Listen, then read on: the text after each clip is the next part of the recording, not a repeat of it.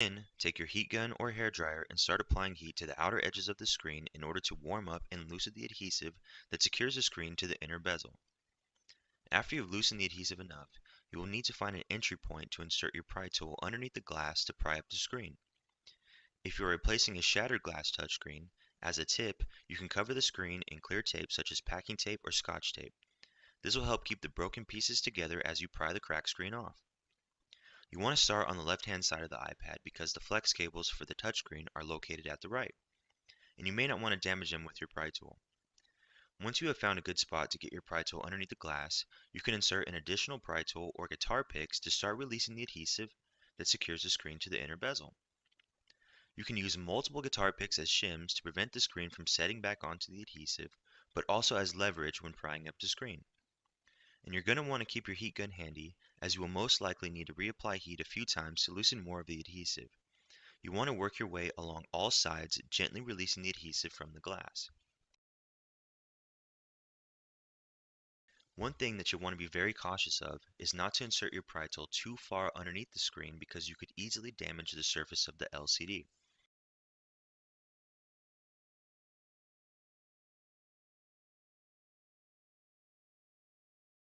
Once you have freed the left side of the screen, you'll need to repeat the steps for the bottom and top sides.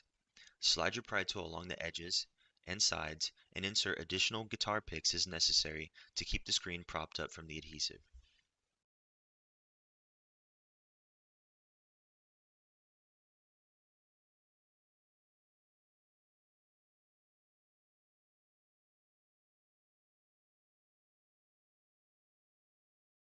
As mentioned before, you may need to reapply heat as necessary to help loosen up stubborn areas.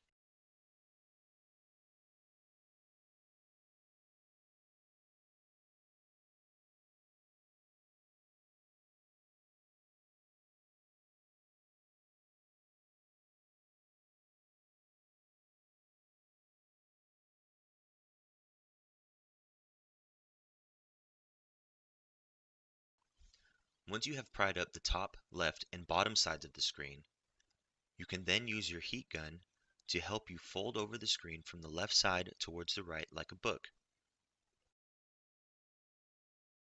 If you are replacing a bad LCD screen, you want to be very cautious not to tear the cables that are still connected to the motherboard for your glass touchscreen. Next, we're going to remove the LCD screen. To do this, you'll need to remove 4 small Phillips screws located in all the corners of the LCD. Here circled in red, you will see the screw locations.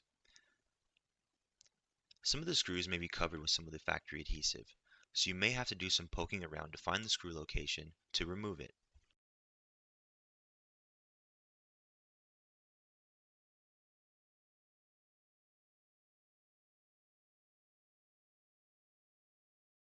As a reminder, all of these screws are the same size, so you won't have to worry about getting them mixed up. Just place them in a neat pile off to the side for reassembly.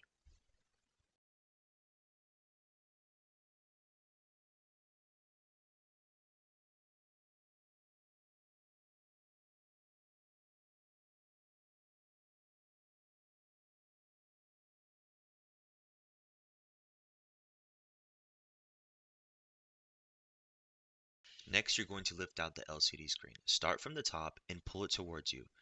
The LCD flex cable connection is located underneath this silver shield as you see at the bottom right. You'll need to remove the 3 small Phillips screws circled in red in order to remove the silver shield that's covering the connections for the touchscreen as well as the LCD screen. These screws are also the same size, so you won't have to worry about getting them mixed up. Just place them off to the side in a neat pile for reassembly.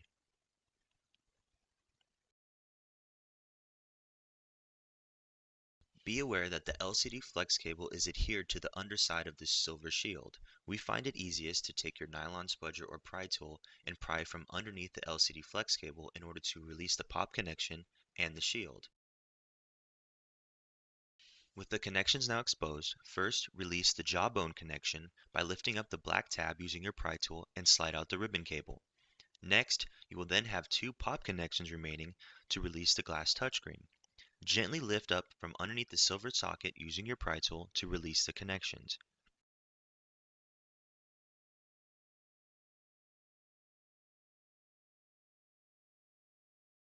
Now you're ready to install your new touchscreen. But before installing a new glass touchscreen, you will need to clean up any glass shards or debris from the adhesive in order to be sure that you have a clean and flush application of your new screen. In some cases, you may choose to remove all of the old adhesive and apply a clean layer. You will see here we have removed all of the old adhesive and applied a fresh layer of double-sided adhesive tape. Here you can see an example of the areas that you will want to cover to ensure your new screen fits flush inside the bezel.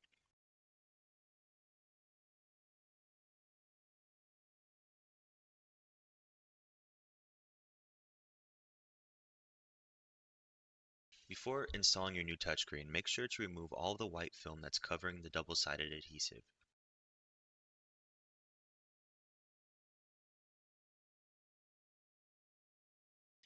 To install your new touchscreen digitizer, you will need to first attach the two pop connections in the correct sockets on the motherboard. Make sure they are secure by pressing firmly until you feel them pop into place.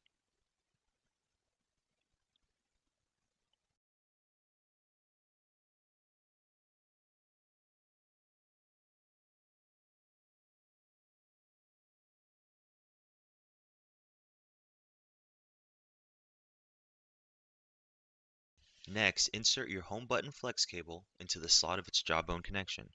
Make sure the cable is fully inserted inside the slot, then secure the connection by folding down the black tab. You can use your pry tool to help insert the ribbon cable in the socket.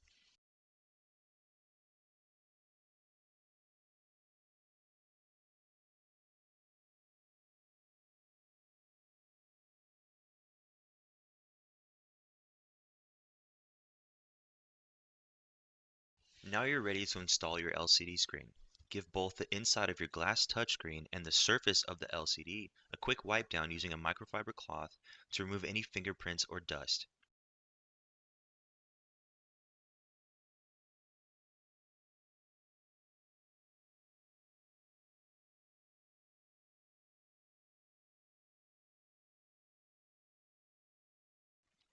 If you did not replace the LCD screen and the flex cable is still adhered to the metal shield, line up the screw locations and gently pop the connections back into its socket.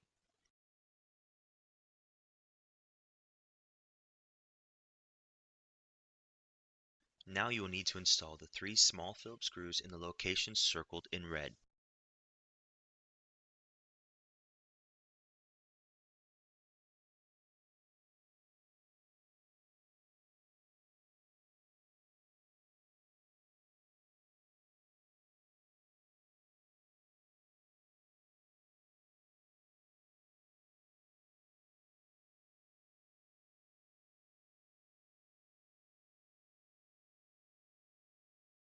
Next, you are ready to lay your LCD back inside the inner housing. Make sure the screw locations line up properly and give your screens another quick wipe down.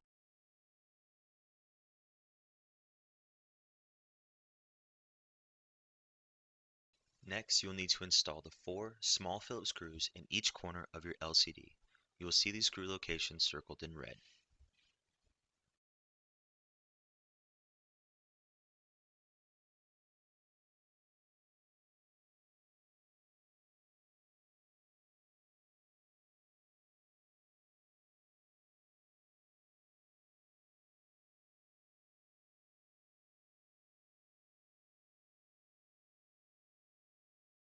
Finally, flip over your glass touchscreen and align it properly so it fits flush inside the bezel.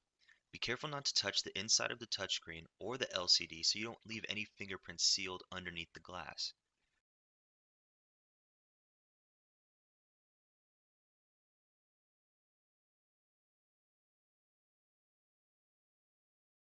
Press firmly on all edges to set the adhesive for a firm and long-lasting hold. Congratulations, you have successfully repaired your Apple iPad Air. Follow the links in the description below to find screen replacements, internal parts, and repair tools to fix your iPad Air at